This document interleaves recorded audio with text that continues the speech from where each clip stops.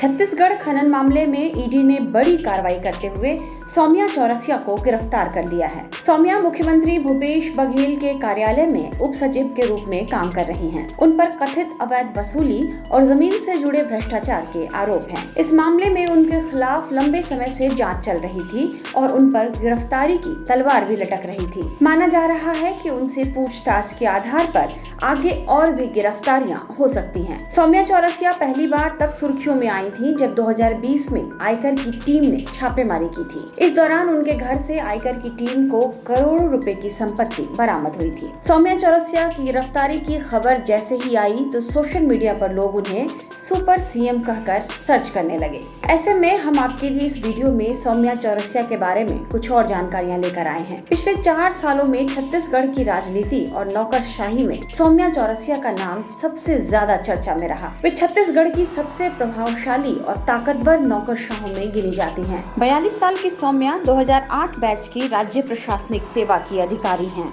उनकी शादी सौरभ मोदी के साथ हुई है। वे राज्य में कई महत्वपूर्ण पदों पर रह चुकी हैं। 2016 में इन्हें रायपुर नगर निगम में अपर आयुक्त की जिम्मेदारी मिली थी। सौम्या भूपेश बघेल के विधानसभा क्षेत्र पाटन में एसडीएम और उनके गृह जिले दुर्ग में 2011 से 2016 तक विभिन्न पदों पर काम कर चुकी हैं। माना जाता है कि इसी कारण भूपेश बघेल ने सौम्या चौरसिया के काम को काफी करीब से देखा था, इसलिए वे उनसे प्रभावित हुए थे। यही वजह मानी जाती है कि 17 दिसंबर 2018 को भूपेश बघेल जब छत्तीसगढ़ के मुख्यमंत्री बने तो उसके तुरंत बाद मुख्यमंत्री सचिवालय में बतौर उप सचिव सौम्या चौरसिया की एंट्री हो गई। विभिन्न मीडिया रिपोर्ट्स में बताया जाता है कि मुख्यमंत्री कार्यालय में उनकी नियुक्ति के बाद से ही सौम्या चौरसिया का रुतबा बढ़ता गया। वे सबसे ताकतवर नौकरशाहों में गिनी जाने लगी। मुख्यमंत्री के सबसे करीबी अधिकारी होने और उनके बढ़ते प्रभाव की वजह से उन्हें सुपर सीएम तक कहा जाने लगा। कहा जाता है कि भूपेश सरकार में सौम्या का कद इस तरह बढ़ा था